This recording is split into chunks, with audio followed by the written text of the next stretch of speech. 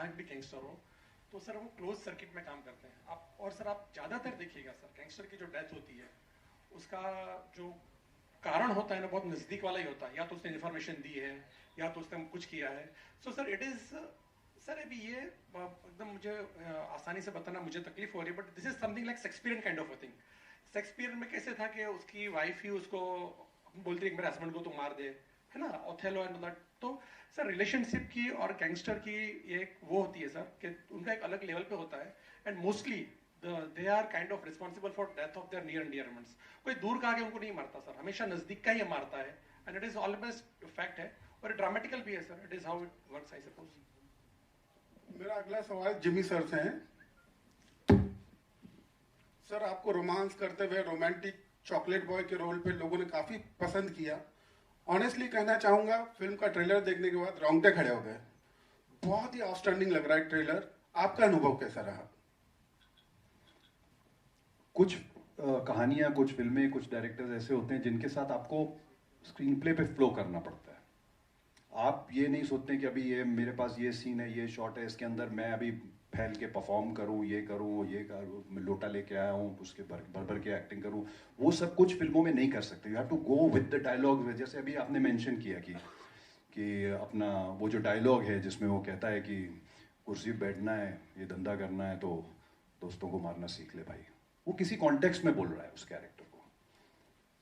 दूसरा जो कैरेक्टर है वो शायद किसी चीज से कन्विंस नहीं है। अब ये दूसरा आदमी उसको कन्विंस करने की कोशिश कर रहा है कि बॉस ये सीख ले, अभी तू करना है ये सब, अभी सिचुएशन ऐसी आ गई है। तो उस तरीके से you have to go with the flow sometimes. Also you have to go with the screen play. You have to हर थ्रिलर में, इन सब में देखा होगा, कुछ अंडरडॉग आप दिखाते हो कि आप कभी बिलीव ही नहीं कर सकते, अरे बाप रे ये आदमी ये कर जाएगा, वो कर जाएगा, एंड ऑल दैट व्हाटएवर। बहुत सारी ऐसी फिल्में, स्पेशली थ्रिलर्स ऐसे होते हैं जिसमें आपको स्क्रीन प्ले के साथ और डायरेक्टर के साथ चल के जाना पड़ता है। Thank you sir, thank you so much. Jimmy sir, this side, front यहाँ देखिए sir. Sir Prabhat from filming यहाँ। सर जानना चाहूँगा कि हमारी सोसाइटी में मतलब हर फील्ड में लोग अचीवर्स हैं, तो फिल्म का मीडियम हो या न्यूज़ मीडियम हो, आज के ज़माने में ज़्यादा ही ग्लोरीफाई किया जा रहा है क्राइम्स और क्रिमिनल्स को। तो थोड़ा लॉजिकल इलॉजिकल लगता है ये चीज़ आपको? इलॉजिकल लगता है बेसिकली, क्योंकि हर कैटेगरी के लोग फिल्म देखते हैं, हर एज के लोग फिल्म देखते हैं।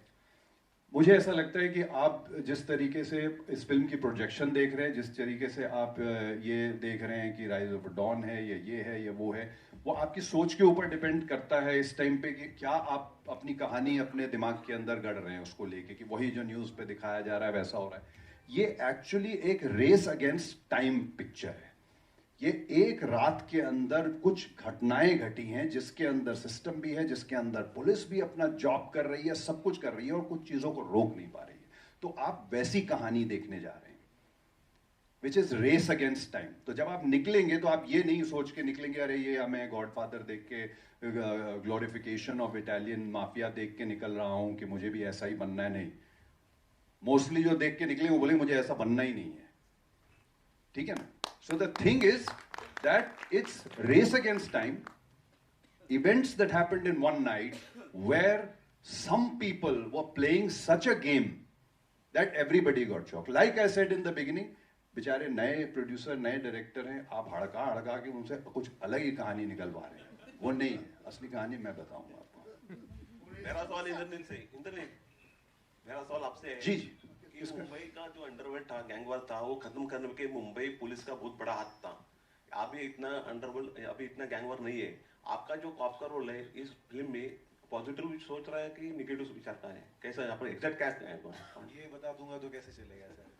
ठीक है, वही तो कैरेक्टर की खूबसूरती है, वही तो राइटिंग की खूबसूरती है। ये तो आपको फिल्म देखनी पड़ेगी उसके लिए कि पॉजिटिव है कि नेगेटिव है, क्या सोच रहा है हर कैरेक्टर, क्या सोच रहा है एक्चुअली, उसके ऊपर ही है पूरी फिल्म। सो आप प्लीज मूवी देखिएगा इसके लिए। हाँ, मेरा सवाल भी डायरेक्टर प्रोड्यूसर साहब से है, ये फिल्म सेंसर हुई क्या, यू सर्टिफिकेट है कि यूए है, कुछ मालूम पड़ेगा? सर यूए है। ओके, देखिए अच्छी बात है ना, आपका भी आंसर मिल गया होगा प्रभात जी। Jimmy sir, Shalini. जी सर जिस तरह से अभी बहुत सी फिल्में आ रही हैं, बहुत बड़ा चेहरा है, लेकिन फिर भी वो धमाल पर्दे पे नहीं मचा पा रही है। आपने इस फिल्म के लिए ना बोलने के बाद भी आपने क्यों सोचा कि स्क्रिप्ट पढ़नी चाहिए, और आप क्या स्क्रिप्ट देखकर ही फिल्म को हाँ बोलते कि इसमें क्या होना चाहिए? मैंने अभी आपको बताया था कि मैं एक्चुअली ये सोच के नहीं पढ़ रहा था कि ये वही स्क्रिप्ट है जो 25 रातों वाली या 30 रातों वाली है। मेरे पास स्क्रिप्टें पड़ी हुई थी, मैं पढ़ते पढ़ते ये भी मेरे हाथ में आई, तो मुझे यूनिक लगी कि ये पूरी हिंदी में पहली बार कोई स्क्रिप्ट भेजा। पहली बार तो नहीं, खैर कई बार पहले भी हो चुका, पर बहुत कम ऐसी आती हैं स्क्रिप्ट्स जो पूरी हिंदी में लिखी हुई, देवनागरी में लिखी हुई आपको मिलती हैं। तो मैंने कहा ये पढ़ता हूँ, मैं पढ़ने लग गया, और पढ़ते पढ़ते then I couldn't put it down, and then I called Akshay the next day, क्या ये कौन है? ये बोले वो ये वही हैं जो 25 रात 30 रात वाले, मैंने उनको ना बोल दी थी। आई सेड बॉस फोन करो उनको, पूछो कहीं किसी और को तो कास्ट नहीं कर लिया है। तो उन्होंने बोला कि नहीं, तो luckily, and that is how fortunately I ended up, because I don't want to let go of good scripts. Whether it's a small film or a big film doesn't make a difference, but I don't want to let go of a good script, and I think this is one of the most fantastic scripts that I've read in my entire career.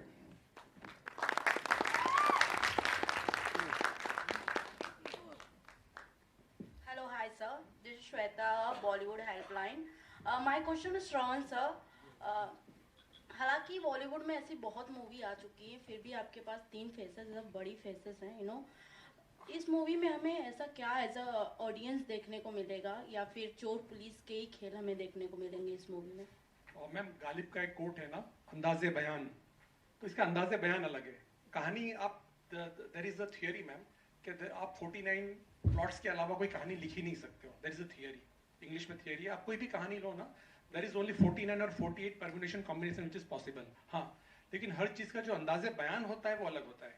सो इसका अंदाजे बयान अलग है। That's what I can, या आपको normal चोर police presentation, हाँ presentation, what you call presentation, so it's presentation is different, and आपको नॉर्मल चोर पुलिस का वो पैकेज लगेगा ही नहीं। मतलब ऐसा इसमें कुछ है ही नहीं, एक्चुअली कोई पैकेज ही नहीं है। दैट इज जैसे इंद्रनील सर ने कहा ना, that is very honest, every character is honest, so there is no formula. हमने कोई फॉर्मूला नहीं किया कि हीरोइन चाहिए, 2 गाने चाहिए, इतना चाहिए। हमने कुछ वो नहीं कहा कि इंडोर ही होना चाहिए, आउटडोर ही होना चाहिए। हमने ऐसे हेवी डायलॉग्स बाजी भी नहीं लिखी है कि जैसे लिखी जाती थी फिल्मों में। So it is all very true to ground, true to soil, and उसका अंदाजे बयान अलग है, उसका प्रेजेंटेशन अलग है। This is Deepak from live news network. Shravan sir, काफी देर से सुन रहा हूँ जिमी सर से कि नए डायरेक्टर हैं, नए प्रोड्यूसर्स हैं, तो क्या सर ये is it your first film? No sir, मैं 12 साल से काम कर रहा हूँ। I done a film called 706 Divya Dutta Atul Kulkarni के साथ, जो नेटफ्लिक्स में थी। फिर कमाटीपुरा वेब सीरीज हॉटस्टार में मेरी आई है, बट मैं दिखा नहीं ना, बहुत क्या जमीन के अंदर काम करता था। So this is first time I am visible kind of. Actually, every experience was once a beginner. So for श्रवण जी, उन्होंने आगे 706 and कमाटीपुरा की, it's a really fantastic movie. Hi. I just completed a web series with KK Menon sir also, Murshid. So it will be coming on Z5. So it is also like a gangster genre. So मैं ये plan कितना पुराना था? ये script लिखने में आपको कितना समय लगा है? सर नहीं, पुराना नहीं था सर। बेसिकली मेरे पास एक प्लॉट था, 1 liner, and I pitched that 1 liner to producer कि मुझे ऐसा कुछ है। तो बेसिकली क्या होता है सर कि whenever you say gangster zone में जाते हो तो you feel a dated kind of a thing ना, ये तो पुराने में होता था। Then but producer told me कि नहीं, आपका जो मुझे फ्रेश लग रहा है, because it is like something like Mahabharat ना, एक जना है और हर एक को इट इज उसका पैकेजिंग कुछ ऐसा है। So I think I wrote in around 3 to 4 months मैंने लिखा। Once he told me yes कि will be able to do it, so around 3-4 महीने में मैंने लिख के आई थिंक फर्स्ट वर्जन को सबमिट किया था। एक और चीज पूछना चाहूंगा, अभी जिमी सर की साइड तो इस फिल्म के पीछे की जान ली, लेकिन आपकी साइड क्या थी? Sir I didn't get you. क्या?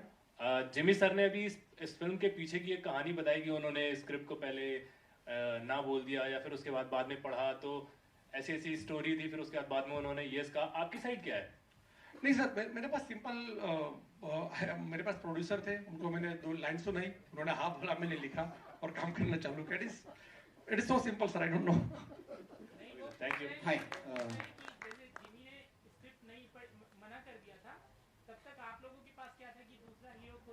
सर वो तो हमेशा रहता ही है, but sir somehow Jimmy sir का जो बिल वो बहुत परफेक्ट है ना, मतलब परफेक्ट इस तरह से वो आदमी गुंडा भी नहीं लगना चाहिए, वो सोबर भी नहीं लगना चाहिए, so that why it is so balanced out. Hello. Yeah, this is Mr. Kirti Kadam from Cinevesta. Yeah. My question is to all the three actors out there. आपका body of work बहुत बढ़िया है और director के साथ कुछ differences of opinion हो गया आपके कुछ सीन्स करने के टाइम? मेरे साथ तो नहीं हुआ बिकॉज सच बोलूं तो कभी कोई ऐसा इशू हुआ नहीं. काफ़ी क्लैरिटी थी श्रवण के दिमाग में. तो जब डायरेक्टर बहुत ज़्यादा क्लियर होता है तो एक्टर का काम थोड़ा वहाँ आसान हो जाता है. एक्टर थोड़ा कंफ्यूज भी होने की कोशिश करता है, डायरेक्टर उसको बोलता है नहीं यार यही करके दो. तो और सब कुछ इतना सटीक लिखा हुआ था बिकॉज काफ़ी एडिटिंग का भी खेल है इसमें. तो जितना शूट करना था उतना ही शूट किया, जिस एंगल में शूट करना था उतना ही किया. तो कुछ कभी ऐसा तकरार या कुछ ऐसी डिफरेंसेस हुए नहीं, मेरे नहीं हुए. बाकी मुझे कुछ कहना है. जब मैं फर्स्ट डे शूट कर रहा था, फर्स्ट डे हम लोगों ने शायद क्रोमा पे शूट किया था. सो फर्स्ट डे शूट करके गया, फिर नेक्स्ट शूट मेरा काफ़ी दिनों बाद था. तो श्रवण जी ने मुझे कॉल किया, बोला कि नेक्स्ट शूट अब तक है और फर्स्ट डे का शूट है ना, हम लोग रीशूट करेंगे. तो मुझे नहीं लगता कोई भी किसी भी एक्टर को पसंद होता है ये सुनना कि रीशूट करना है. और वो भी इसलिए क्योंकि श्रवण जी ने कहा कि आपने बहुत सटल किया है. इस फिल्म का जो लैंग्वेज है ना उसमें इतनी सटलिटी शायद बैठेगी नहीं, तो हम फिर से रीशूट करेंगे. तो मुझे मतलब I didn't like the fact that मेरे को फिर से रीशूट करना पड़ेगा बिकॉज ऑफ माय परफॉर्मेंस. लेकिन उसके बाद फिर हम लोगों ने जब फिर से शूट करना शुरू किया तब श्रवण जी ने बोला कि नहीं एक्चुअली इट इज़ वर्किंग. मैंने सबको साथ में लगा के देखा तो there is a variation in your character बाकी लोगों से. So it's working, so will stick to that. मुझे अच्छा लगा. तो ये हुआ था. इनिशियली ऐसा लग रहा था कि may be I haven't got it right, सुर ठीक से नहीं लगा. लेकिन बाद में उनको लगा कि चलो ठीक है, इट विल वर्क. सो ये हुआ था मेरे साथ. नहीं, मैंने आपको बताया, मैंने स्क्रिप्ट पढ़ी हुई थी. मैं सवाल जवाब पे ज़्यादा करता नहीं हूँ. एक बार स्क्रिप्ट में पता लग जाए आपको कि ये आदमी ये जानता है कि ये क्या काम कर रहा है और ये कहानी जितनी आगे पीछे जा रही है वो सिर्फ उसी को पता होगा कि कौन से शॉट पे. तो हर शॉट से पहले रेफरेंस लेना पड़ता है कि इससे पहले ये चीज़ हम रिवील कर चुके हैं, नहीं करी है, तो फिर दैट मीन्स अभी हमको ये डायलॉग इस हिसाब से बोलना चाहिए. तो वो सारी चीज़ों का जो है वो एवरी डे ख्याल रखना, हर सीन में ख्याल रखना, वो उसके लिए इन्हीं के ऊपर रिलाई कर सकता था आदमी और कुछ नहीं कर सकते थे.